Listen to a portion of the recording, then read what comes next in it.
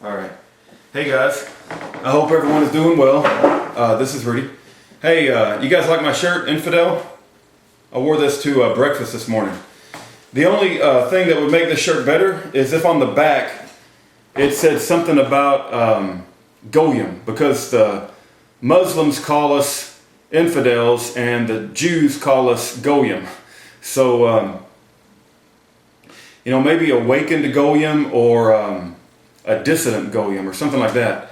But, the Quran, teaches the Muslims to fight the infidels and to slay them wherever they find them.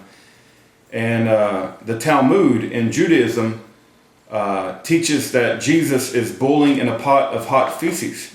It's in Gittin 57a. And I've done a video on that and showed it, and I've even bought the Talmud. So I saw it firsthand, and I showed that on camera. So I'm not making that up. I know a lot of you guys have a hard time believing that's in the Talmud, but it is there. So anyway, when my wife and I wore this shirt to a restaurant this morning, and it was interesting. I'll say that. But anyway, this is America. We have free speech still, and I plan on exercising my free speech, and come what may. Okay, what I want to talk about today. Let's talk about hating evil, okay?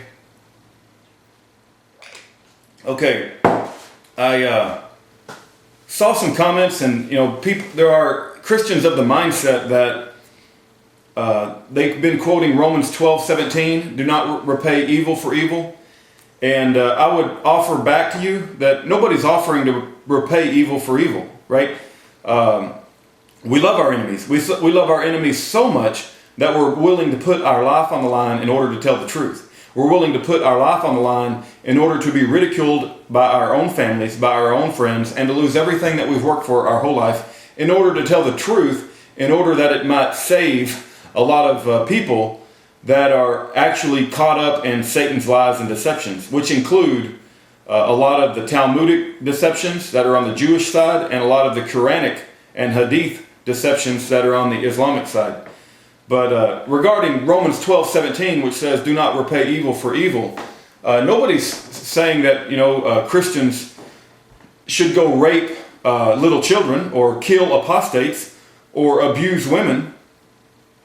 Nobody's saying any of that. That would be repaying evil for evil. All the Christians want to do is stand up and tell the truth in order to protect and safeguard our Christian and American heritage. Now, I know a lot of you don't understand that America had a Christian heritage, but it absolutely did. This country was founded on biblical and Christian heritage.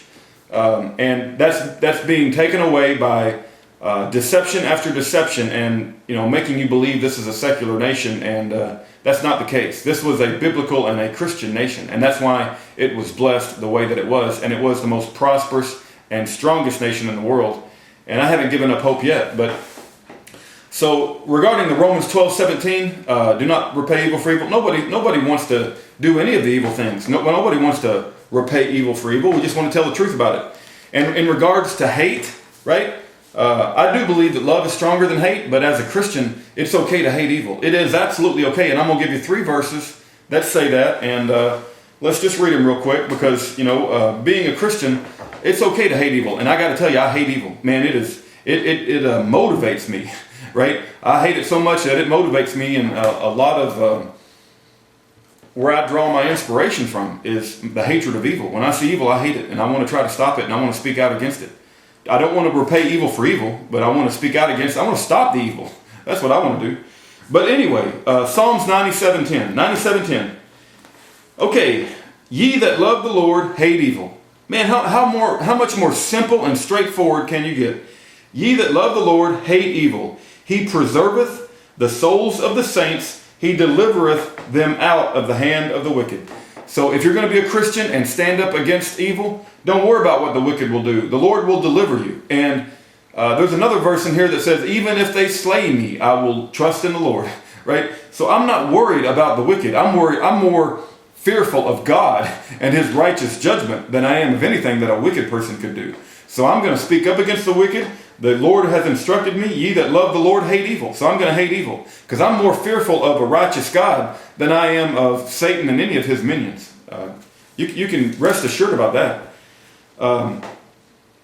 Okay, Psalms 139, 20 through 24. Psalms 139, 20 through 24.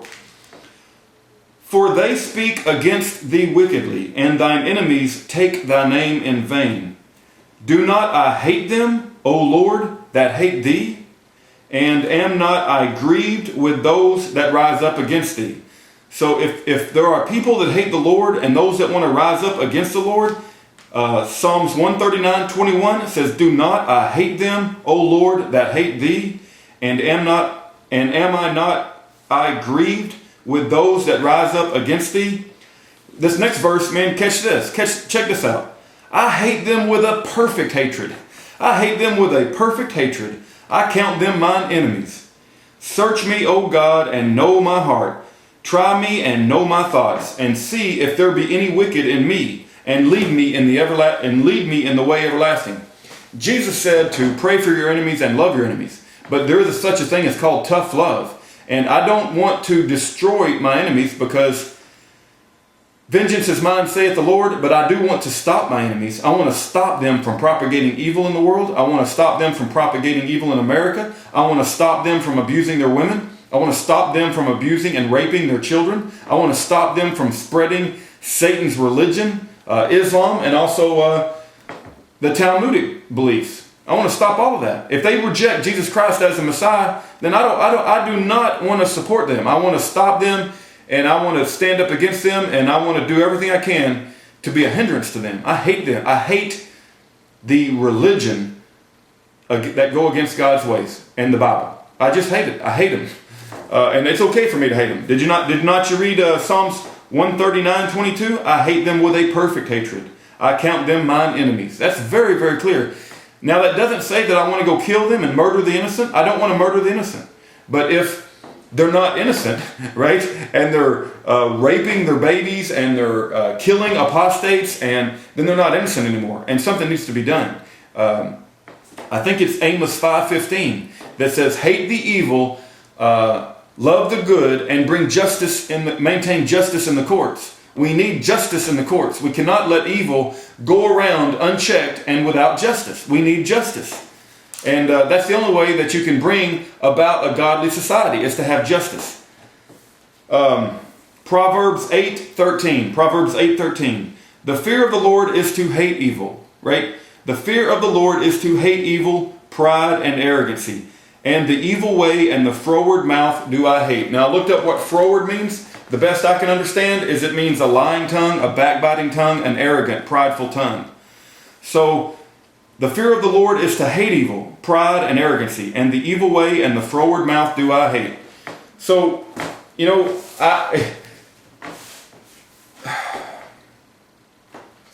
I'm not a preacher of hatred. I just believe that there is a place for hatred in the life of a Christian, especially when evil abounds all around us. Wouldn't it be great to be surrounded by loving Christians, and us to have heaven on earth, and us to love? And a lot of people have fallen into that trap. But the problem is, we're not surrounded by people of good intentions. We're surrounded by evil people, have terrible, lustful, selfish intentions. And it's okay to hate them and want to stop them. And that's what I want to do. I want to stop them. Vengeance is mine, saith the Lord, so the Lord can take vengeance on them. But if they come around my family, or somehow want to inject their evil personally into my life, there will be ramifications. I mean, as a Christian, we're not to just roll over and be nice and to let evil just run all over us. That ain't going to be what's happening. Okay, all right. September. Let's talk about September real quick. I'm telling you, this is going to shaping up to be a really weird month. There's several things that have happened recently, and it's gotten me thinking. And let me talk about miracles real quick, because people say, have you ever had a miracle happen? No, I haven't had anything happen in my life that's any more of a miracle than when I watch a sunrise every morning, or a sunset in the evening, or watching the birth of my boy, right? That is more of a miracle. I haven't had anything more of a miracle than that, but that's enough for me. There are those that say that they talk directly with God and they have miracles happen in their life, but that's fine. I'm not disagreeing that they have or they haven't. I don't know. I do always look at everything with a critical tone, but I'm not going to say that it hasn't happened. I'll just, I look at everything with a critical tone.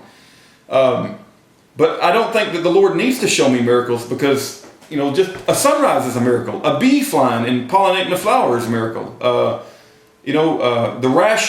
ability to have rational thought. Read Thomas Aquinas in the Summa Theologica. That's some good stuff there. But I can't say that, I have had what the world would classify as miracles, but I have miracles happen to me every single day.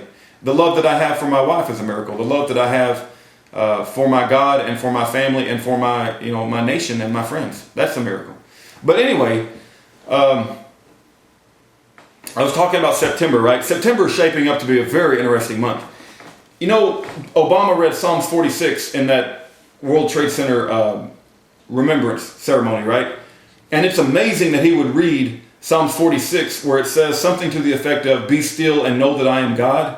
And him saying that, just him uttering those words, man, there's something freaky about that. And why of all the Psalms did he pick that one?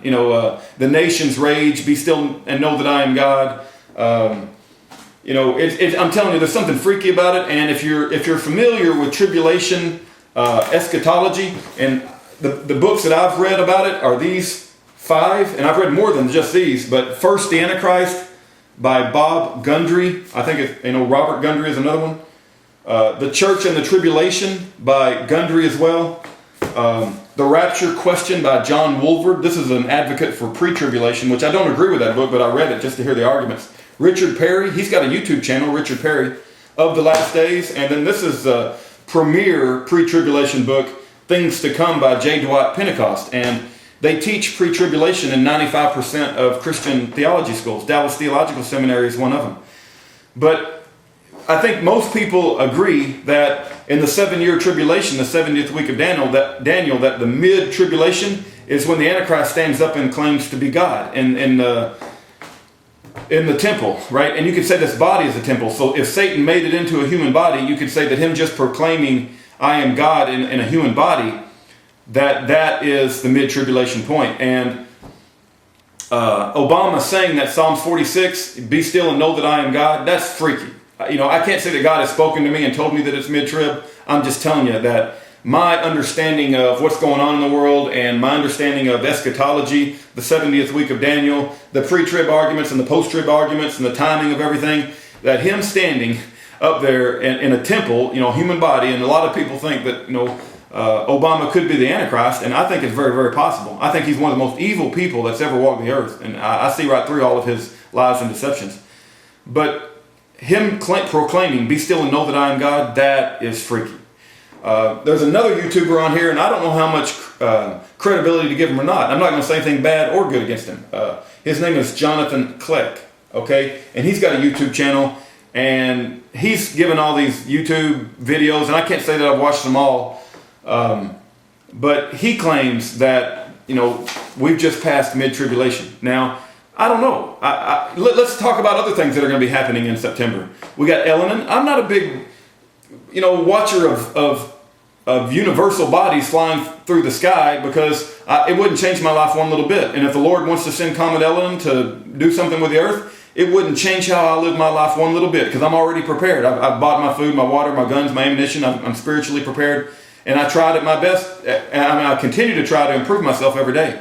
So, but Elenin's supposed to happen in September. We just had Obama declare that he's God in the temple, which you could say the temple is a human body because the Jew said Jesus said, "Destroy this temple and I will raise it up in 3 days." And then you have the EU Times has come out with an article and said that Obama has been ordered to Denver airport, and it'll be very interesting as to whether he brings his family with him or not. And even the head of NASA or the heads of NASA is going to go with him. And then you got the possible United Nations vote on Palestine later on this month. And of course, Pastor Manning came out with the prophecy that Osama would be given to Obama in the 3rd year. And I believe the whole Osama death thing was a deception because Osama needed something to keep America satisfied. So he gave out this fake report to divert attention from the phony birth certificate.